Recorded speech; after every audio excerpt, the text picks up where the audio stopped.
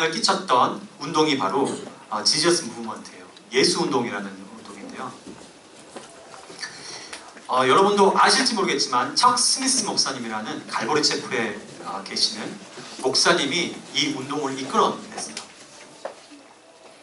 그런데 이 미국의 60년대, 70년대 문화는 히피 문화였습니다. 어떻게 보면 우린 좀 와닿지 않죠, 그죠? 히피가 뭔지 와닿지 않는데 누구를 생각하면 될까요?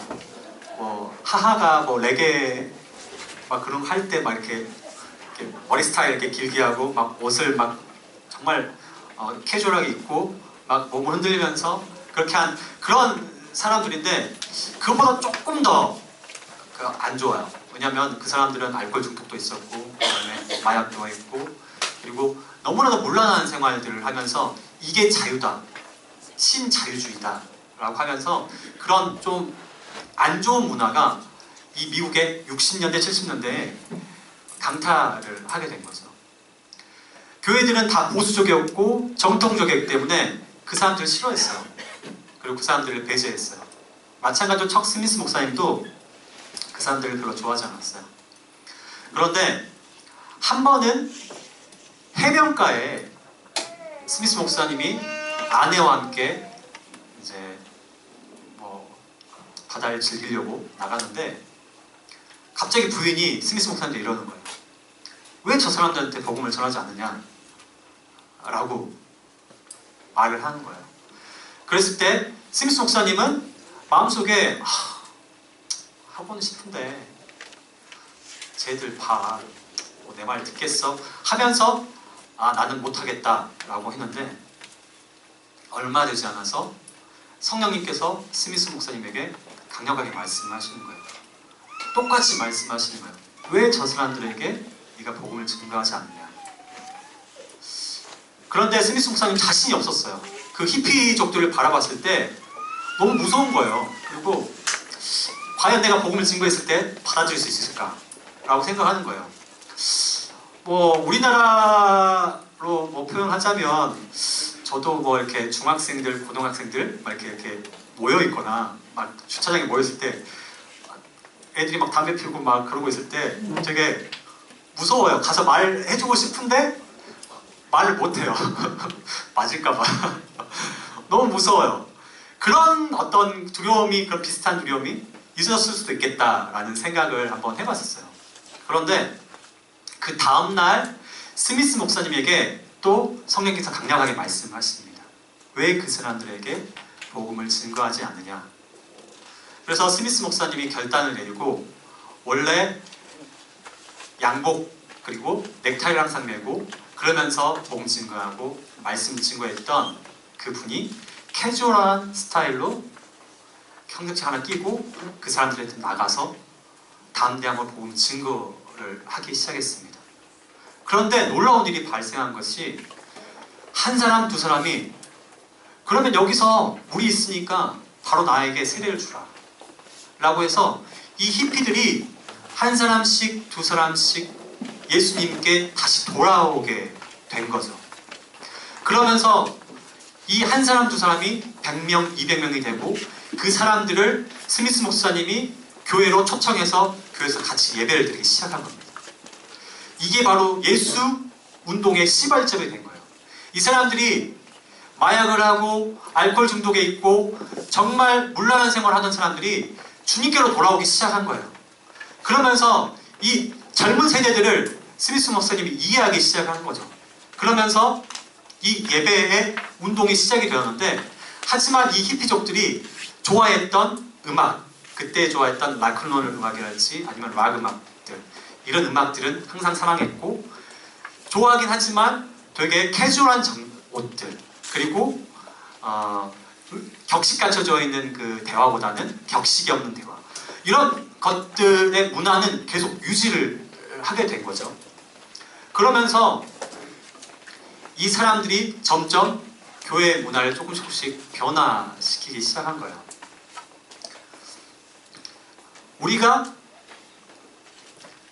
교회에서 말씀이 중심이 되고 말씀이 바로 서 있다면 그런 문화들이 젊은이들이 들어왔을 때 우리가 오픈마인드로 받아들일 준비가 되어 있어야 되는데 그게 없다면 그게 과연 선교적 예배일까? 라고 생각해 볼 필요가 있습니다. 우리가 믿지 않는 영혼을 데리고 왔는데 그 사람들에게 무슨 필요가 있는지 또 무엇이 그를 변화시킬지 계속적으로 찾고 구하지 않으면 과연 그게 선교적 예배일까? 우리가 단지 아프리카로 나가고 아니면 믿지 않는 오주로 나가서 복음을 증거하는 것만이 선교적인 예배가 아닙니다. 우리가 이 현장 안에서 그 사람들을 받아들이고 그 사람들을 이해하고 그것들을 오픈마인드로 나아가는 것, 이것이 바로 우리 삶의 현장 가운데에 있는 선교적인 예배인 거죠. 그래서 이 척 스미스 목사님의 이 예수 운동을 통하여서 젊은이들이 많이 교회로 돌아오게 됐습니다. 그런데 여기에 가장 중요한 특징 중에 하나가 바로 음악이었어요. 이들의 음악이 예배의 전반적인 문화를 변화시키기 시작했고 이 지저스 무브먼트에서 있었던 이 음악들 때문에 지금 현재 우리가 듣고 있는 CCM이라는 컨템포러리 뮤직이, 크리스천 뮤직이 생겨나게 된 겁니다. 어떻게 보면 이 스미스 목사님의 오픈 마인드, 그런 선교적인 마인드, 선교적인 예배를 통해서 이 젊은이들을 받아들임을 통해서 교회 예배들이 변하고 현재에 이르는 이 수많은 그 현대 예배가 어떻게 보면 또 정착되게 되어 있는 거죠. 우리가 항상 그 예배를 드리고 또 나아갈 때 우리는 좀 익숙한 것, 그리고 저도 교회에서 사역을 하고 있지만 권사님들이 항상 저한테 말씀을 하세요. 꼭 찬송가는 하나나 두 개씩 꼭 넣어주세요. 이렇게 말씀을 하세요. 맞습니다. 네. 저 또한 그분들의 세대를 받아들여야 되고 또 그분들 또한 젊은 세대를 받아들여야 됩니다. 누구나 선교적인 마인드가 필요한 거죠. 그런 오픈 마인드를 가지고 나갈 때 이게 바로 선교적인 예배인 것이죠. 그래서 우리가 그 모든 교회가 똑같은 획일된 예배를 드린다면 과연 그게 선교적인 예배일까? 그건 아니라고 생각합니다. 왜냐하면 우리는 정말 다양한 사람이잖아요. 음악을 좋아하는 취향도 다르고 그 다음에 옷 입는 스타일도 다르고 여러 가지 양식들이 다 달라요. 마찬가지로 예배에도 다양한 예배가 있습니다. 그래서 이 땅 가운데 수많은 교회들이 있는 거예요. 그 이유는 하나님께서 이 다양한 예배를 받기 위해서 이 수많은 교회를 세우신 거예요. 딱 한 가지 스타일로만 예배를 드린다. 그러면 예루살렘에 가서 우리가 예배 드린 것처럼 어디 서울 한 곳에 예루살렘 딱 세우고 거기서만 예배를 드려야 되겠죠. 근데 그게 아니라 지금 현재 하나님께서 원하시는 예배는 선교적인 예배, 다양한 예배를 원하시는 거예요. 그래서 우리 예배의 다양성을 생각을 해보면 그냥 제가 한 3가지 정도로 한번 생각을 해봤는데요. 그냥 예배가 다양하다. 그럼 무엇이 다양할까? 예배 순서가 다양할 거야. 어떤 교회는 찬양을 먼저 하고 중간에 광고한 다음에 말씀하고 결단 시간. 아니 어떤 교회는 광고를 먼저 하고 그 다음에 침례를 꼭 하고 그리고 간증 시간 갖고 맨 마지막에 설교하는 거예요. 어떤 교회는 아니야. 이런 순서 다 필요 없어. 그냥 찬양, 말씀, 기도, 끝! 이러는 교회. 아무튼 다양한 교회들. 또 어떤 교회는 전통적으로 참회의 시간, 그리고 그리고 나서 성찬의 시간 갖고 그리고 또 성경을 봉독하고 성가대가 또 찬양을 드리고 나서 말씀을 듣고 이런 다양한 예배들이 있잖아요. 이런 순서의 다양성을 생각해 볼 수 있을 것 같아요. 또 하나의 이 현대 예배의 중요한 것 중에 하나가 찬양 스타일이죠. 찬양 스타일의 다양성을 생각해 볼 수 있을 것 같아요. 지금은 어떻게 보면 이 드럼이나 아니면 뭐 기타나 베이스 이런 악기들로 한 어떤 밴드 음악을 통해서 하는 그런 예배가 보편화됐지만 몇십 년 전만 해도 이 강례상 앞에 드럼이 있는 것 자체가 되게 어색했었잖아요. 그렇죠? 그냥 그런 스타일의 예배가 어색했었어요. 그런데 이런 예배들이 들어오게 된 거예요. 어떻게 보면 음악 스타일의 그런 다양성들을 우리가 또 생각해 볼 수 있을 것 같아요. 그리고 요즘에는 많이 또 저희 교회에서도 많이 사용하는 것들이 퍼포먼스와 멀티미디어의 다양성들을 꼽을 수 있을 것 같아요. 요즘은 영상, 디자인, 그리고 목사님이 앞에 나와서 어떤 이벤트, 퍼포먼스 하는 것들, 그런 다양성을 통해서 어떻게 하면 말씀을 효과적으로 증거할 것인가 라고 생각하면서 그런 다양성들을 생각을 할 수 있겠습니다. 그러면 이 예배 순서의 다양성, 찬양 스타일의 다양성, 아니면 멀티미디어나 퍼포먼스의 다양성, 이 세 가지를 제가 전문가여서 다 다루면 얼마나 좋겠어요. 그런데 저는 찬양 말고는 뭐 멀티미디어나 뭐 예배 순서의 뭐 그런 것들에 대해서는 제가 어떤 전문적인 어떤 뭐 리서치를 했다든지 아니면 연구를 했다든지 그런 게 없어서 여러분들에게 지금 드릴 수 있는 거는 찬양 스타일의 다양성에 대해서 생각해보고 우리가 이야기해볼 수 있겠다. 그러면 찬양 스타일의 다양성, 이 다양한 찬양 스타일에서 우리가 고려할 요소들이 무엇인가 라고 했을 때 제가 4가지로 한번 생각을 해봤어요. 다양한 찬양 스타일에 있어서도 분명히 고려할 요소가 있습니다. 첫 번째로는 말씀 중심의 찬양입니다. 무조건 말씀이 중심이 되어야 돼요. 우리 가운데 말씀이 빠진다면 그것이 과연 찬양일까? 찬양이지 않습니다. 그냥 노래입니다. 하지만 말씀의 중심이 된 찬양. 그래서 우리의 찬양은 가사가 정말 중요합니다. 가사가 정말 중요하고 이 가사를 통해서 하나님의 성품, 행하신 일, 그리고 우리의 간증, 우리의 결단, 우리의 고백들을 가지고 하나님께 나아가는 것입니다. 하나님의 말씀이 중심이 되는 찬양이어야 되겠다. 그럼 두 번째로는 무엇이 있을까? 회중이 함께 할 수 있는 찬양.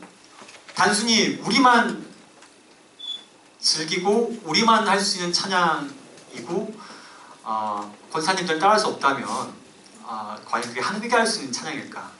제가 저희 교회에서 회중 찬양 때는 하지 못하고 마지막에 이제 다 예배 끝나고 나갈 때 한 찬양 중에 딱 한 번 성령의 불타는 교회라는 교회 찬양을 했어요. 그리고 제 뒤에는 이제 집사님들 콰이어들 쓰시는 집사님들 계시는데 제가 교육을 시키는데 한 10번 시켰는데도 못 따라하세요. 이게 랩이야, 왜 이렇게 빨라, 이렇게 하시면서 너무 힘들어 하시는 거예요. 젊은 사람들은 쉽게 따라하는데 나이 드신 분들은 따라하기 너무 힘드신 거예요. 그래서 한 번 하고 말하는데요. 회중이 함께 할 수 있는 찬양이어야 되겠죠. 그래서 이 각 교회의 그 구성원, 세대나 연령을 고려한 그런 찬양이 되겠습니다. 세 번째로는 이 균형이 필요합니다.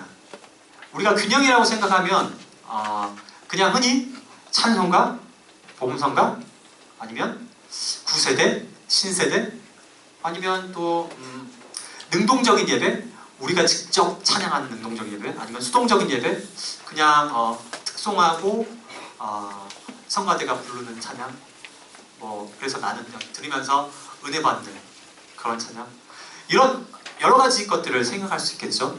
하지만 이 둘 다 저희에게 필요한 거예요. 균형이 필요해요. 균형이.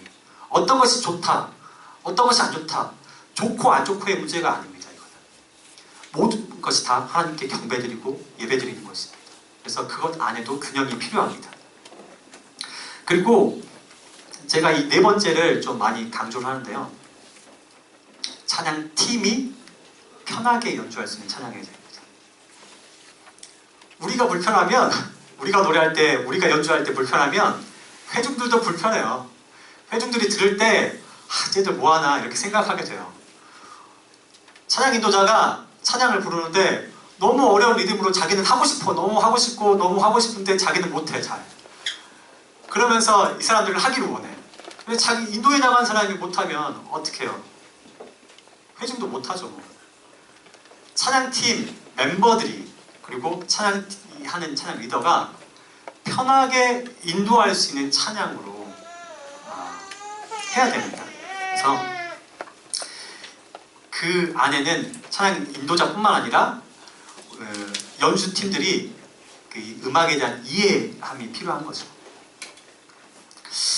제가 이 강의를 준비하면서 그러면 이런 다양한 찬양 스타일에 대해서 어떻게 한번 여러분에게 들려줄 수 있을까라고 생각해서 제가 몇 곡을 뽑아서 편곡된 것들 그리고 그런 것들을 뽑아왔어요.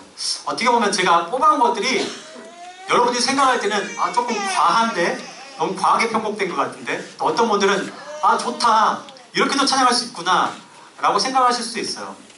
그런데 이런 다양성들을 계속 생각하면서 우리 몸에는 맞는지 맞지 않는지 우리 회중들에는 맞을까? 맞지 않을까? 새신자들 생각했을 때 이렇게 드린 것이 맞을까? 맞지 않을까? 계속 끊임없이 고민하고 나가는 것이 바로 선교적인 예배입니다. 그런 고민이 없어지면 그 예배는 점점 침체가 되게 돼요. 그래서 예배를 섬기는 사람들은 항상 그것들을 고민하고 매주 항상 고민해야 됩니다. 그러면 제가 먼저 일단 4가지로 한번 그 찬양 스타일 편곡의 예시를 한번 들어봤어요.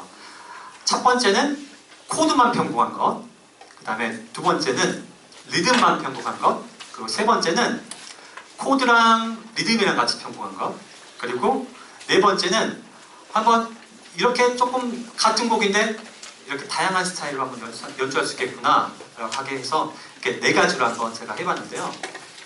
우리 찬양팀 멤버 나오면 우리 같이 한번 이 찬양을 한번 들어보시면서 같이 한번 또 이야기를 나누면 좋을 것 같습니다.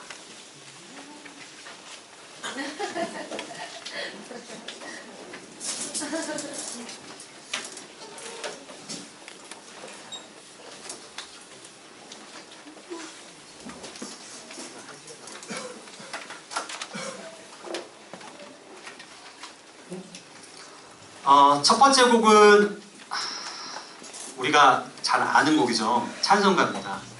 갈보리산 위에라는 찬송가인데요. 한번 코드만 편곡해봤어요. 네, 한번 같이 나눠보겠습니다.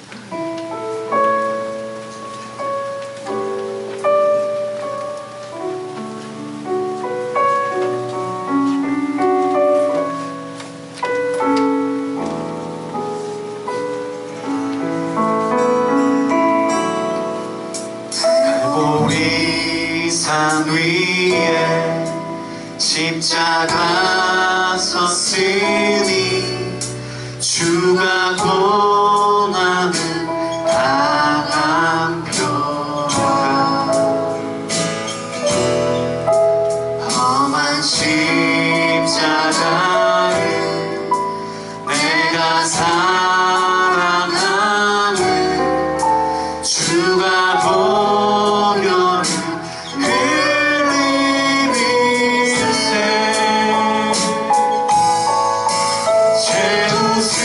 승리를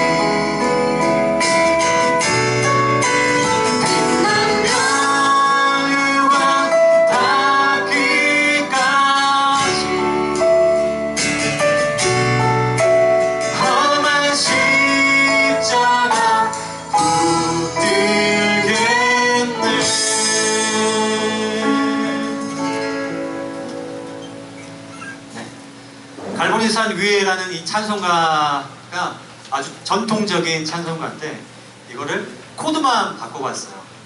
그랬을 때 새로운 어떤 신세대들이나 또 찬송가에 익숙한 구세대들 다 함께 볼 수 있는 어떤 그런 찬송이 될 수 있는 거죠. 네. 그러면 한번 리듬만 편곡한 곡을 한번 봐볼게요. 그 부르신 곳에서라는 곡인데요. 우리가 흔히 아는 찬양이죠.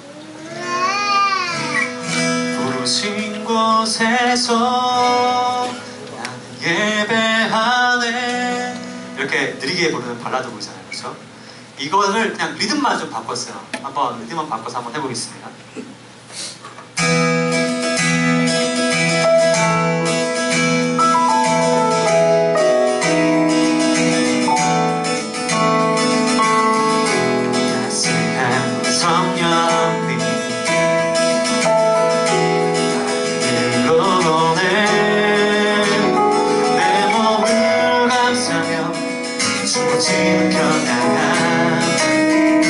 만족함을 느끼네.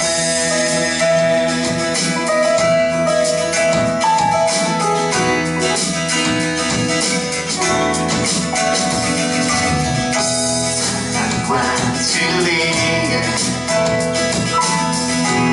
아주 깊이 뻔해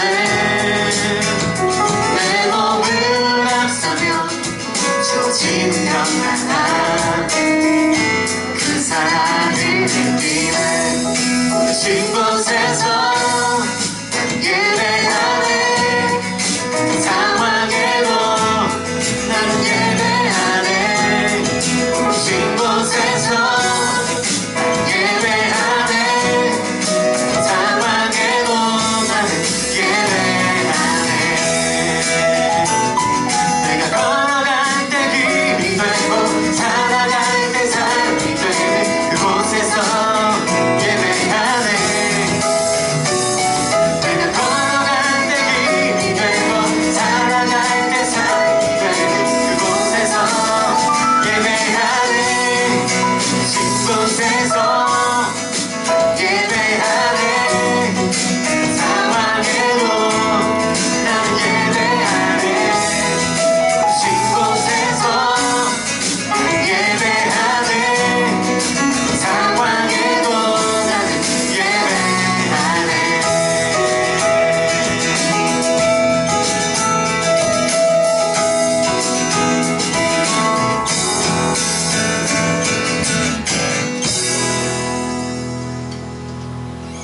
어떠세요? 좀 따라 부르기 괜찮으세요?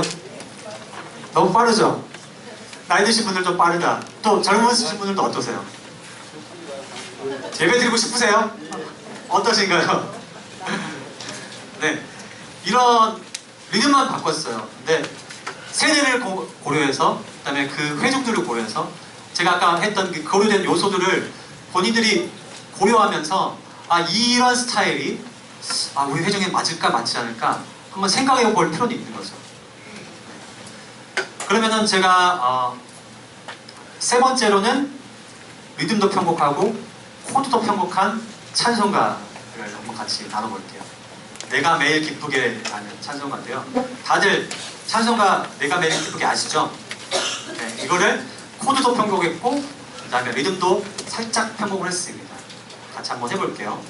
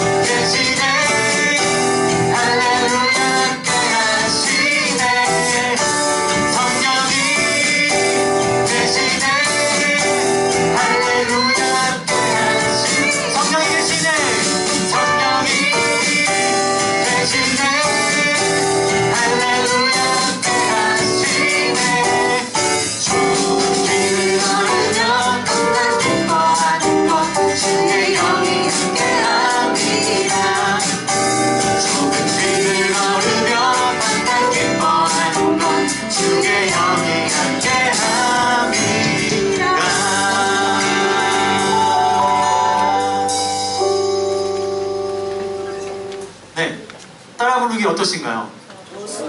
좋습니다. 좋으니까요. 네. 네. 찬송가를 리듬과 또 코드 이렇게 편곡했을 때 모든 세대들이 같이 공감할 수 있게 우리가 찬양을 드릴 수가 있겠죠. 그러면 한 곡 더 한번 그러면 코드랑 리듬을 편곡했는데요. 또 아까처럼 약간 젊은이 스타일일 수도 있어요. 우리가 아주 잘 아는 찬양이에요. 위대하신 주라는 찬양인데 이 찬양은 정말 특이하게 가스펠송인에도 불구하고 어느 나라를 가도 다 알아요. 아프리카, 심지어 아프리카가 가도 이 위대하신 주라는 찬양은 다 알아요. 정말 놀라운 찬양이에요. 한번 이거를 제가 리듬과 코드를 편곡을 했는데 한번 같이 나눠보겠습니다.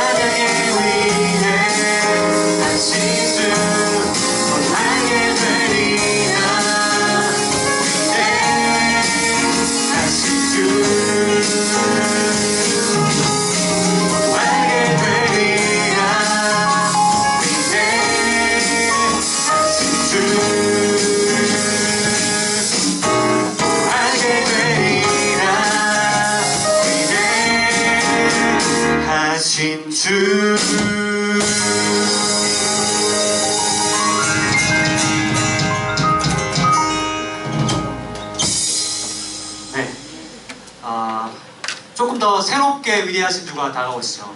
네. 이렇게 다양하게 편곡하고 같이 찬양을 나눌 수가 있습니다. 우리 안에 하나님께서 음악을 공부하고 또 음악을 전공한 사람들을 우리 교회 가운데 또 우리에게 주신 이유가 있어요. 이런 다양성을 경험하고 이 다양한 것들을 계속 끊임없이 찾아내고 또 우리 회중에 맞는 스타일은 무엇일까? 또 이런 스타일을 적용했을 때 과연 회중들은 더 어떻게 하나님을 경배하고 더 어떻게 효과적으로 찬양드릴 수 있을까? 이것들을 고민할 수가 있는 거죠. 그러면은 마지막으로 네 번째로 하늘 위의 주님밖에 라는 곡이 있는데요.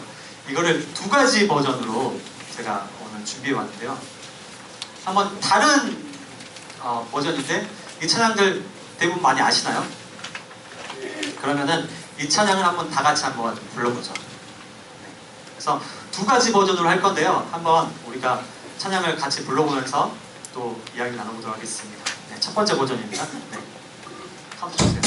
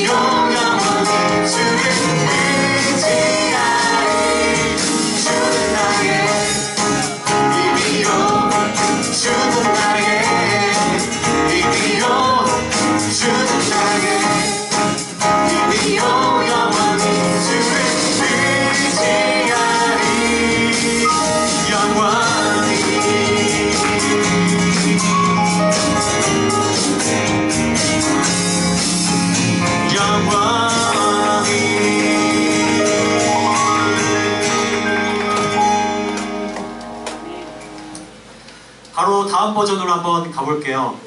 이거보다는 이 템포보다는 살짝 더 느리게 할 건데요. 또 다 함께 따라서 좀 불러주시기 바랍니다.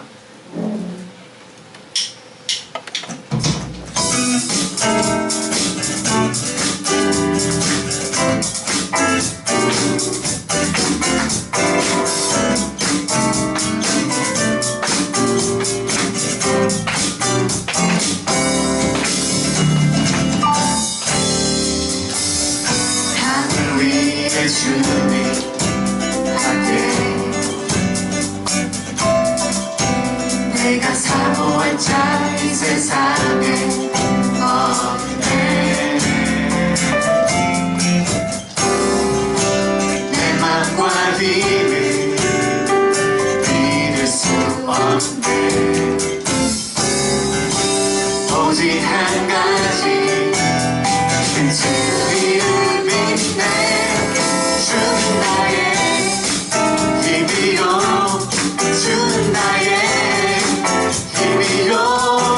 주는 나의 힘이요 영원히 주를 의지하리. 주는 나의 힘이요 주는 나의 힘이요 주는 나의 힘이요 영원히 주를 의지하리. 영원히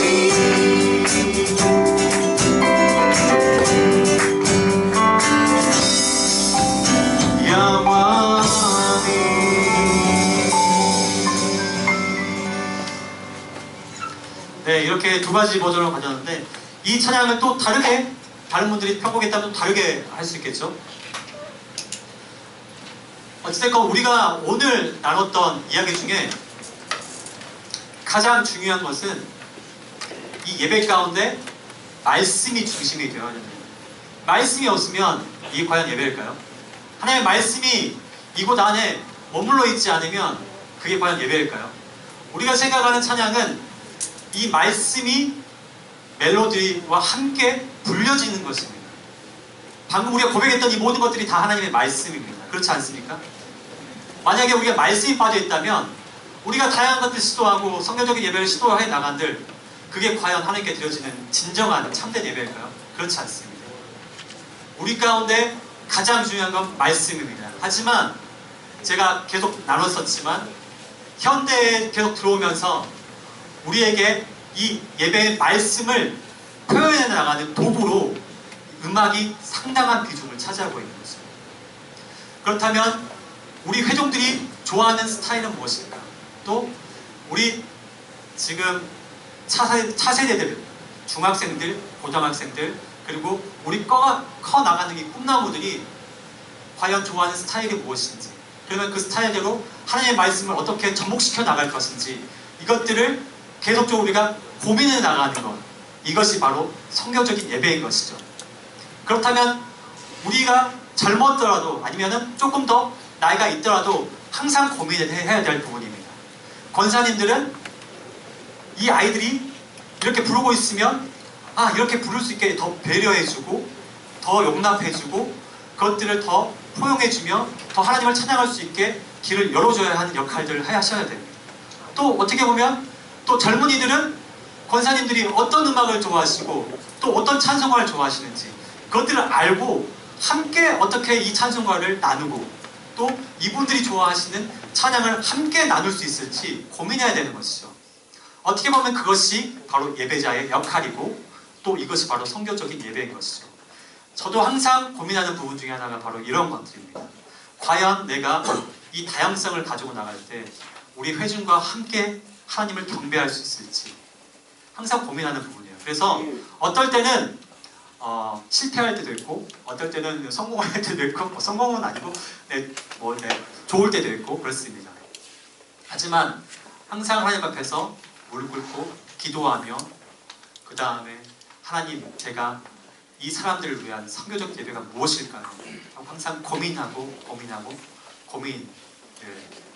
있습니다.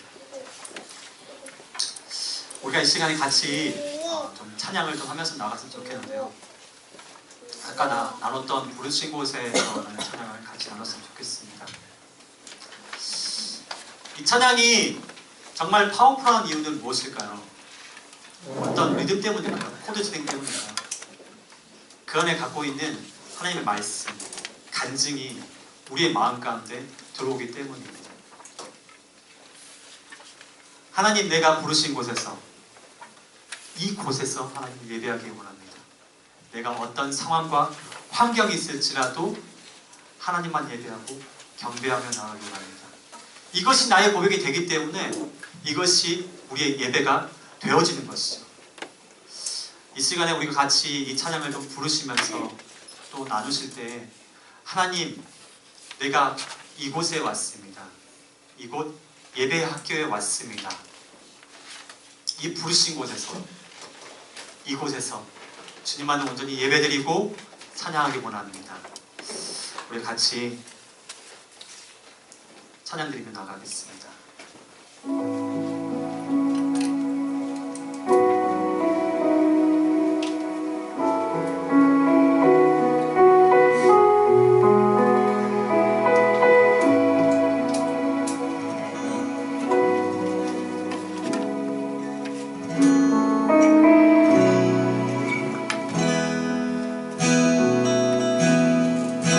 따스한 성령님, 따스한 성령님 마음으로 보내 내 몸을 감싸며 주어지는 평안